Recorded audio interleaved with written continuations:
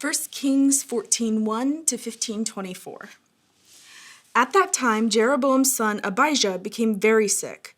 So Jeroboam told his wife, "Disguise yourself so that no one will recognize you as my wife. Then go to the prophet Ahijah at Shiloh, the man who told me I would become king. Take him a gift of 10 loaves of bread, some cakes, a jar of honey, and ask him what will happen to the boy." So Jeroboam's wife went to Ahijah's home at Shiloh. He was an old man now and could no longer see. But the Lord had told Ahijah, "Jeroboam's wife will come here pretending to be someone else. She will ask you about her son, for he is very sick.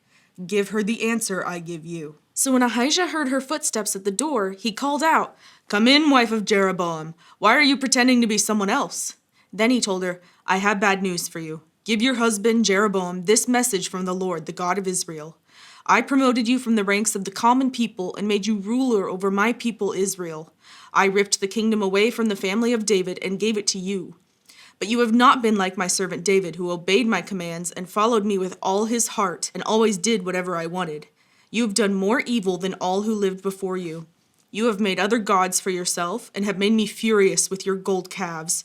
And since you have turned your back on me, I will bring disaster on your dynasty and will destroy every one of your male descendants, slave and free alike, anywhere in Israel. I will burn up your royal dynasty as one burns up trash until it's all gone.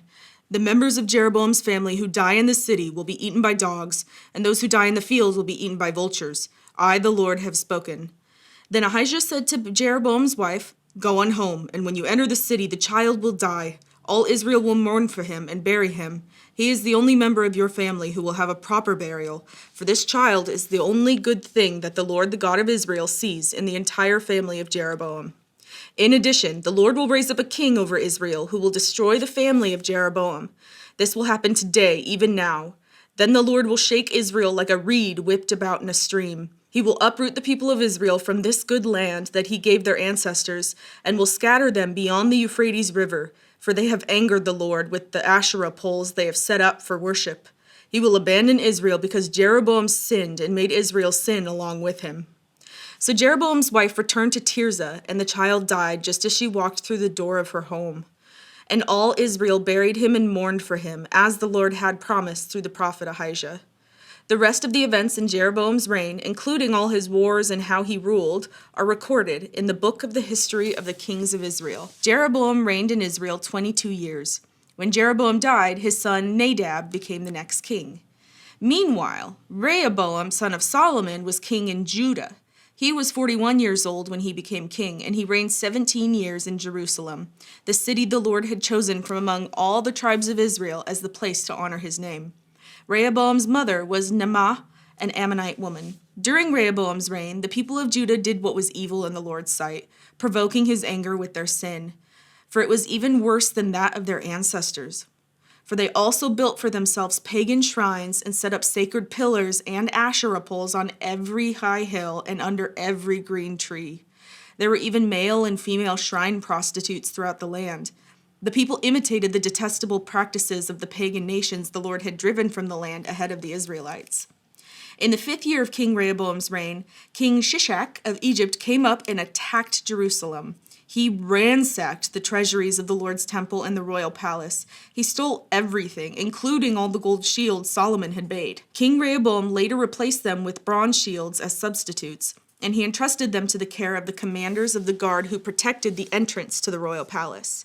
Whenever the king went to the temple of the Lord, the guards would also take the shields and then return them to the guard room. The rest of the events in Rehoboam's reign and everything he did are recorded in the book of the history of the kings of Judah. There was constant war between Rehoboam and Jeroboam. When Rehoboam died, he was buried among his ancestors in the city of David. His mother was Naamah, an Ammonite woman. Then his son, Abijam, became the next king. Abijam began to rule over Judah in the 18th year of Jeroboam's reign in Israel. He reigned in Jerusalem 3 years. His mother was Maacah, the granddaughter of Absalom. He committed the same sins as his father before him, and he was not faithful to the Lord his God, as his ancestor David had been. But for David's sake, the Lord his God allowed his descendants to continue ruling, shining like a lamp. And he gave Abijam a son to rule after him in Jerusalem. For David had done what was pleasing in the Lord's sight and had obeyed the Lord's commands throughout his life, except in the affair concerning Uriah the Hittite. There was war between Abijam and Jeroboam throughout Abijam's reign. The rest of the events in Abijam's reign and everything he did are recorded in the book of the history of the kings of Judah. There was constant war between Abijam and Jeroboam. When Abijam died, he was buried in the city of David. Then his son Asa became the next king. Asa began to rule over Judah in the 20th year of Jeroboam's reign in Israel. He reigned in Jerusalem 41 years. His grandmother was Maacah, the granddaughter of Absalom. Asa did what was pleasing in the Lord's sight, as his ancestor David had done. He banished the male and female shrine prostitutes from the land and got rid of all the idols his ancestors had made. He even deposed his grandmother, Maacah, from her position as queen mother because she had made an obscene Asherah pole. He cut down her obscene pole and burned it in the Kidron Valley. Although the pagan shrines were not removed, Asa's heart remained completely faithful to the Lord throughout his life. He brought into the temple of the Lord the silver and gold and the various items that he and his father had dedicated. There was constant war between King Asa of Judah and King Baasha of Israel. King Baasha of Israel invaded Judah and fortified Ramah in order to prevent anyone from entering or leaving King Asa's territory in Judah. Asa responded by removing all the silver and gold that was left in the treasuries of the temple of the Lord and the royal palace.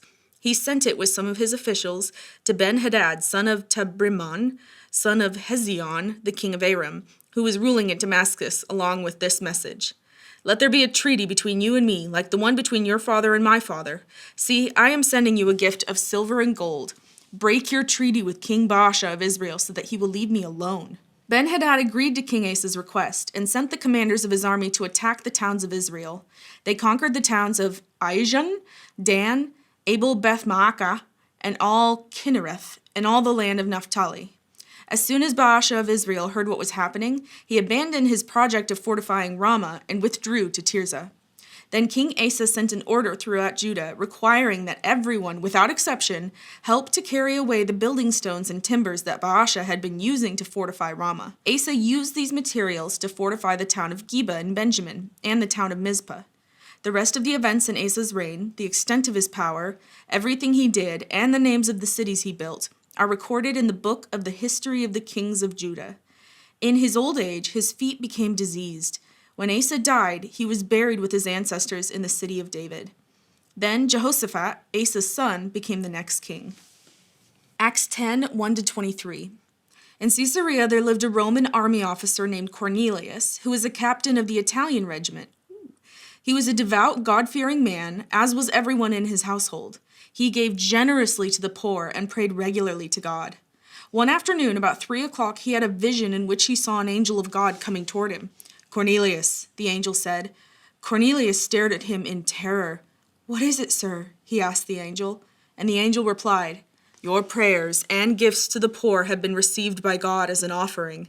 Now send some men to Joppa and summon a man named Simon Peter. He is staying with Simon, a tanner who lives near the seashore." As soon as the angel was gone, Cornelius called 2 of his household servants and a devout soldier, one of his personal attendants. He told them what had happened and sent them off to Joppa. The next day, as Cornelius's messengers were nearing the town, Peter went up on the flat roof to pray. It was about noon, and he was hungry. But while a meal was being prepared, he fell into a trance. He saw the sky open, and something like a large sheet was let down by its 4 corners. In the sheet were all sorts of animals, reptiles and birds. Then a voice said to him, "Get up, Peter, kill and eat them." "No, Lord," Peter declared. "I have never eaten anything that our Jewish laws have declared impure and unclean." But the voice spoke again, "Do not call something unclean if God has made it clean." The same vision was repeated 3 times. Then the sheet was suddenly pulled up to heaven. Peter was very perplexed. What could the vision mean? Just then the men sent by Cornelius found Simon's house. Standing outside the gate, they asked if a man named Simon Peter was staying there. Meanwhile, as Peter was puzzling over the vision, the Holy Spirit said to him, 3 men have come looking for you. Get up, go downstairs, and go with them without hesitation. Don't worry, for I have sent them." So Peter went down and said, "I'm the man you're looking for. Why have you come?" They said, "We were sent by Cornelius, a Roman officer. He is a devout and God-fearing man, well respected by all the Jews. A holy angel instructed him to summon you to this house so that he can hear your message." So Peter invited the men to stay for the night. The next day he went with them, accompanied by some of the brothers from Joppa. Psalm 133. How wonderful and pleasant it is when brothers live together in harmony. For harmony is as precious as the anointing oil that was poured over Aaron's head, that ran down his beard and onto the border of his robe. Harmony is as refreshing as the dew from Mount Hermon that falls on the mountains of Zion. And there the Lord has pronounced his blessing, even life everlasting. Proverbs 17, 7 through 8. Eloquent words are not fitting for a fool, even less are lies fitting for a ruler. A bribe is like a lucky charm. Whoever gives one will prosper.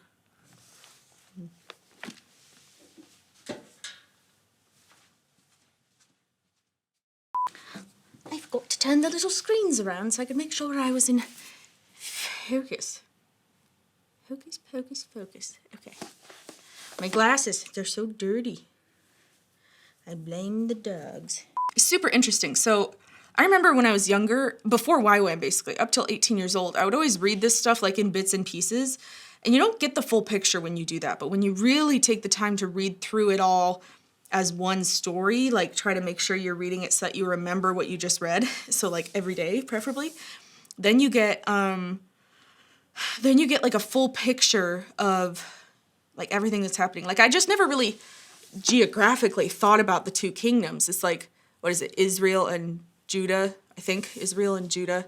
And then like Israel's like 10 tribes or something and Judah's like 2, I want to say. I could be wrong. See, this is, I don't know.